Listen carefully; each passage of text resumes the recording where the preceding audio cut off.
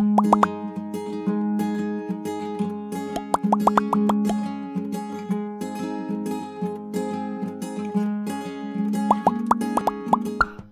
would you do if I sang out of tune? Would you stand up and walk out on me? If you lend me your ear, I'll sing you a song. I will try not to sing out of key, but I get by with a little help from my friends. I can try with a little help from my friends. Welcome to Wits Virtual Kindergarten.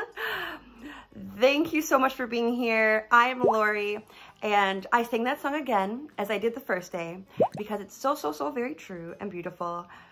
We do get by with the help of our friends, especially when we're learning and when we're teaching too. And as much as I love books and as much as I love teaching and learning, without friends, without students, without other people, it would be almost impossible. And today we are talking not only about a very important skill that you should all know as readers, we're also talking about what it means to be good to one another, what happens when you care a lot and you give more than you take. And so that message of the song, it's kind of the message throughout the entire lesson today. We do get by with the help of our friends, and our people that are around us are very important. So we must take care of them. But before we jump into our beautiful book, let's talk about central message. And central message is what we're learning today. It means the most important thing in the story that the author is trying to teach us. So it puts together all the important details of the story and it says, this is what the author is trying to tell us. It's tricky. That's why I need your help and you need my help. It's tricky to teach it and it's tricky to learn it. And I tell you what, you're going to be learning about central message all the way until you become a grown-up. Even in high school, you're going to learn about central message because it's one of the harder things to learn about and get correct and understand. And it gets trickier and trickier as you get bigger and bigger. But we're going to start today because kindergartners can do it. Okay? So before we jump into trying out finding the central message, let's play a game of Sparkly Bag. I just named it that because it's my sparkly bag. But here's how you play my game. So to help us understand central message, we are going to look at some things inside this bag because everything inside this bag, kind of like everything inside of a book, go together. And if we can put all these things inside my bag out and look at them carefully, we can see how they all fit and what is the main idea or central message that we can draw from all the items in my bag, okay? They all have one thing in common, and hopefully we can figure out what it is. All right, I need your help though. All right, I'm gonna stick my hand in my jiggly bag. First things up, a teddy bear. Second things up, a box of chocolates in a heart-shaped box. Put those there.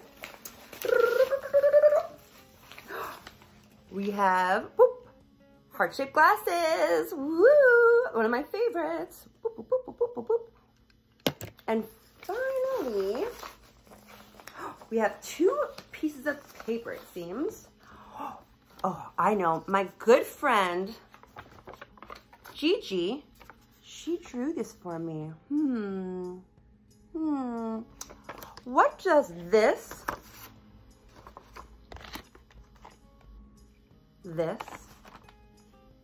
teddy bear, and these all have in common? Because the thing they have all in common is kind of like when you look in a book and you see all the details put together and you try to figure out what it's trying to tell you. What do all these things have in common? If you guessed Halloween, you'd be wrong. But if you guessed Valentine's Day, you were correct. to do with Valentine's Day. Heart-shaped glasses, because they're hearts and they're red. Teddy bear, which I actually got for Spike for Valentine's Day last year. She loves it. Candy, of course. A Valentine, full of hearts and love. Those all have to do with Valentine's Day. You want to play one more time? All right, let me put some stuff back in this bag. This is a magic sparkly bag. Make sure that everything inside of it matches. All right, I think I'm ready. All right, readers, you're smart. You can do it. The first thing up is a little alien. He's very fun, or she's very fun. The second thing that's up is, this is a purse, and it has lots of things on it. Can you see what it is? There's stars and moons, and this says Little Dipper. The next thing that's up, this is a space pen. You can draw with it upside down. Have you seen one of those before? There's even an astronaut on there. I think there's two more things. Oh, yeah, there is. The second to last thing is Saturn. And the last thing is a star. So what do all of these things have in common?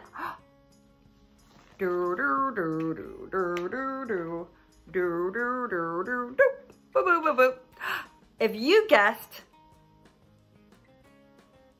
cooking, you'd be incorrect. It's space, silly. They all have to do with space.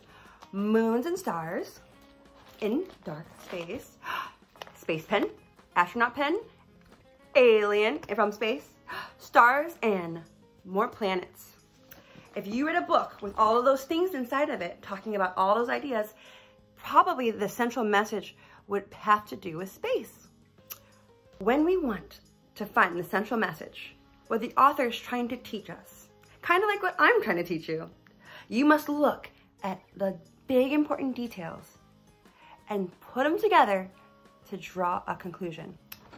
Here's what I mean by key details. Boop. So key details are important parts that support the central message.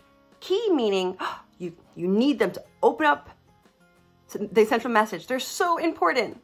Not the little baby details, the big ones. The color of this bear is not a key detail, but the bear himself is a key detail. Key details are things like characters, like how they feel and how they change and what they do. It's also problems that happen in the story and how it gets solved. So like in Goldilocks and the Three Bears, the problem was she broke into the house and she had no business being there, and nothing fit. And it was solved when the bears came home. And she found little baby bears porridge in bed. It also, key details can be found in things that are repeated over and over again. If you ever read the Gingerbread story, you can see that more and more people just keep following him, and he keeps getting away and getting away, and that's a key detail because he keeps being repeated over and over again. So that's repeated words or repeated events. Look out for repetition. That means it's probably important. You can also find it when there's big events. So in the story, The Three Little Pigs, a big event probably would be when the wolf blew the pig's houses down. That's huge, right? Probably not as important as when the wolves just sort of walked to the different houses. But him blowing down those houses are pretty big. The last thing is surprises or contrasts. When things don't seem predictable, like something came out of nowhere, you were so shocked it happened, usually that's a key detail to help you understand the central message. Today's book, Thank You, Amu, has a really important central message.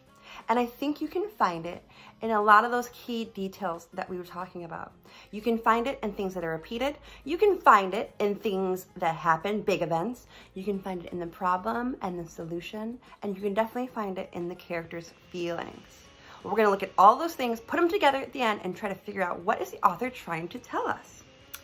Not only do I want us to think about this beautiful book and what it's trying to teach us, I also want you to go back and think about your own stories, whether or not you want to create a new one or just add to the old one, because your story should probably have a central message too. It should tell the audience, your readers, something that you want to share with them and teach them. Maybe a lesson you learned or some facts you want to share with the world that you want to teach them. My story about Spike, it had the big problem of her getting lost, and I'm still working on it. You know, I'm an author, but I want to take my time. But remember, she got lost, and she made my students so upset. And the reason she got lost was because we were not being careful with the door of her terrarium. At the end, the solution, of course, we found her because we are diligent and my students loved her and they took it very seriously, and Kashi went out of her way to jump over a bookshelf to find her, and we all cheered and celebrated. And the lesson there was being careful and mindful of our pets and animals. They count on us to keep them safe, and we cannot take that job lightly. I wanted my readers to learn that. I also wanted my readers to learn the joys of pet ownership, and how serious it is, and it fills your heart with joy, but also it can be scary at times. So we have to make sure that we're careful in taking care of them, and we take it seriously. Okay, I'm ready to read this book and think about the central message. I hope you are too. It's a beautiful one with lots of awards, and I hope you'll enjoy. Thank You, Amu, by Oge Mora. Note to the reader: Amu, pronounced Ah-mu, is the Igbo term for queen. Igbo is spoken in places like Nigeria and South Central Africa.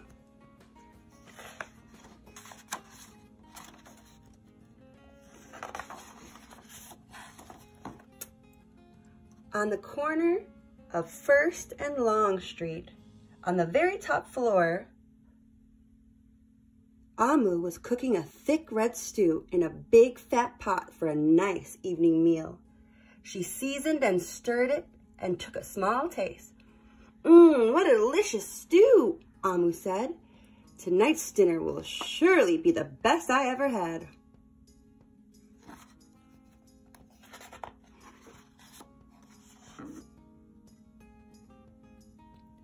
With that, Amu put down her spoon and went to read a book before supper.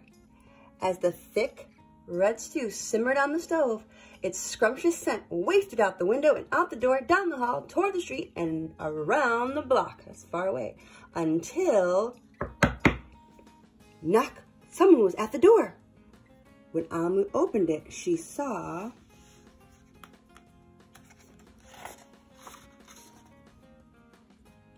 a little boy. Little boy, Amu exclaimed, what brings you to my home? I was playing with my race car down the hall when I smelled the most delicious smell, the little boy replied. What is it? Thick red stew. Stew, he sighed. That sure sounds yummy. Amu thought for a moment. She was saving her stew for dinner, but she had quite a bit. It would not hurt to share. Would you like some? The little boy nodded. And so Amu spooned out some thick red stew from the big fat pot for her nice evening meal. Thank you, Amu, the little boy said, and went on his way.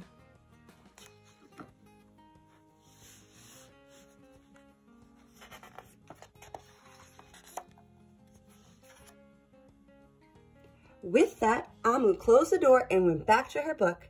As she read, her thick red stew's scrumptious scent wafted out the window and out the door, down the hall, toward the street, and around the block until...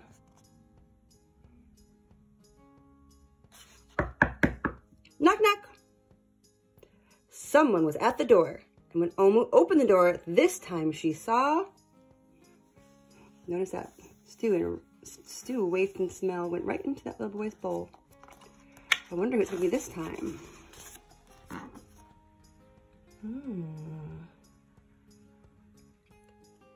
A police officer? Miss Police Officer, Amu exclaimed. What brings you to my home? I was on duty down the street when I smelled the most delicious smell, Miss Police Officer replied. What is it? Thick red stew. Ah, stew, she said with her mouth watered. That sounds mighty tasty.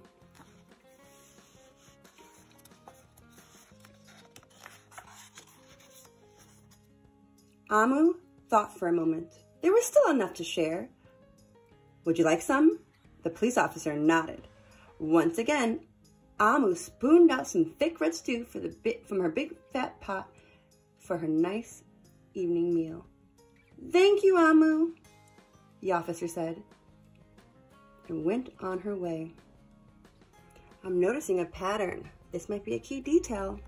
Twice now, people have come to her door, and twice now she has fed them. And so, for the second time, Amu closed the door and went back to her book. Sure enough, as she read, her thick red stew scrumptious smell wafted out the window and out the door, down the hall, towards the street, around the block, until...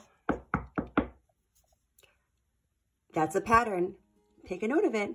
Now 3 times people have come to her door. It must be important that lots of people are coming over and over, and she's doing the same things. Again, someone was at Amu's door. This time when she opened it, she saw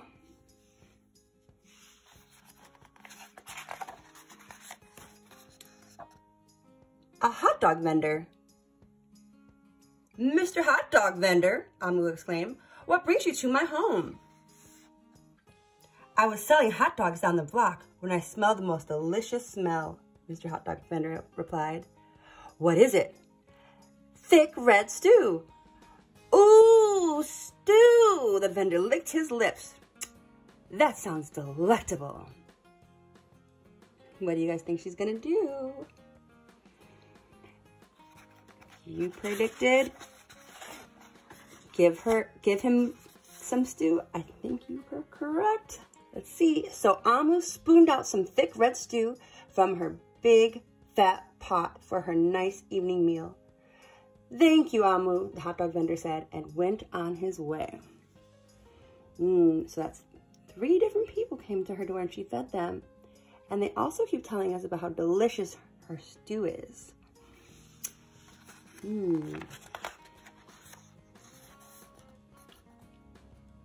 These cool, beautiful pictures. Throughout the day, people from all across the neighborhood knocked on Amu's door. She fed a shop owner, a cab driver, a doctor, an actor, a lawyer, a dancer, a baker, an artist, a singer, an athlete, a bus driver, a construction worker. Even the mayor stopped by. Whoa, that's important. Not only did all those people smell her stew, it must be very fragrant. They also all got fed by her, even though her stew was so delicious and it was just for her. That seems like a key detail. Everyone in the neighborhood got fed, even though it was so delicious and it was just for her. And each time they knocked, Amu shared.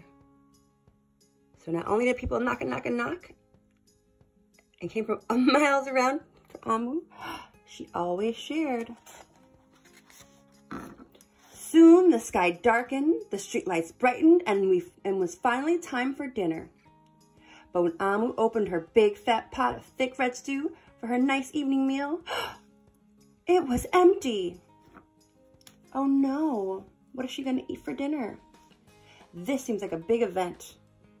I would think this is the key detail.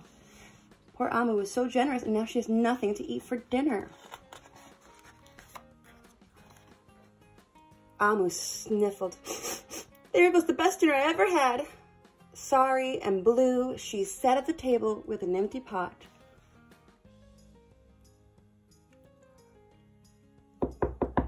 Until... Knock, knock, knock, knock, knock, knock, knock. Who could that be?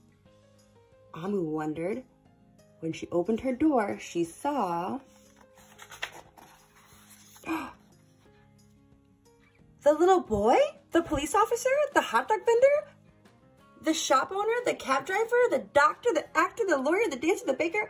Why, everyone she fed today was at her door. I'm sorry, everyone. Amu sighed. My thick red stew is all gone. I have nothing left to share. The little boy tugged at Amu's sleeve. Don't worry, Amu. We are not here to ask. We are here to give. Wow. So she was hungry, and they're all coming there to help her. That seems like a very big event and a key detail.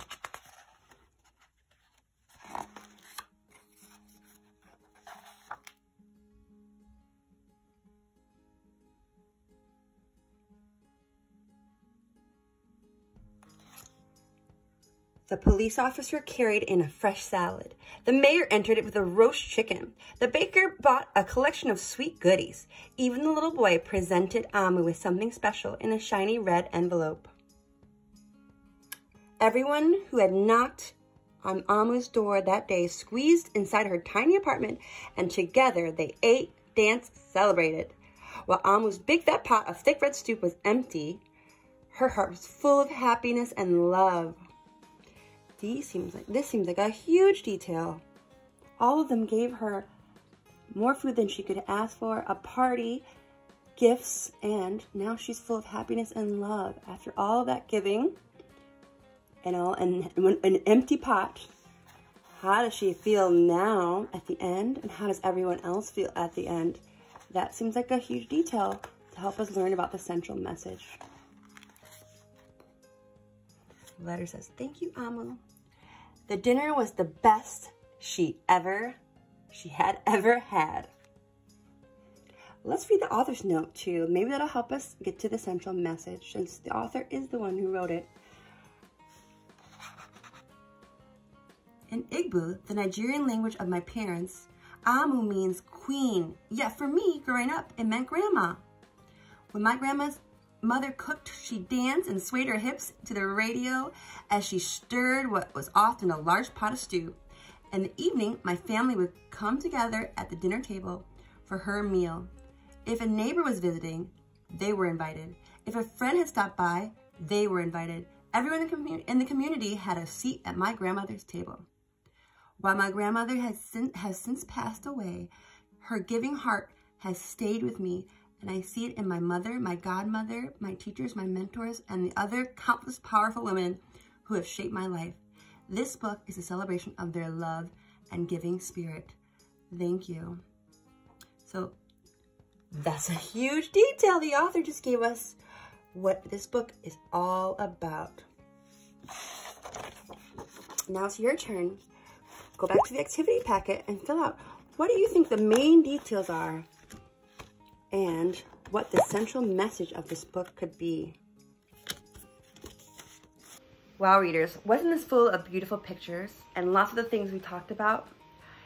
I think one of the big key details, I should say, that we definitely have to acknowledge is the repetition. Now, what was repeated? Knock, knock, knock. People coming to her door. Knock, knock, knock. So, people coming to her door, smelling that delicious food.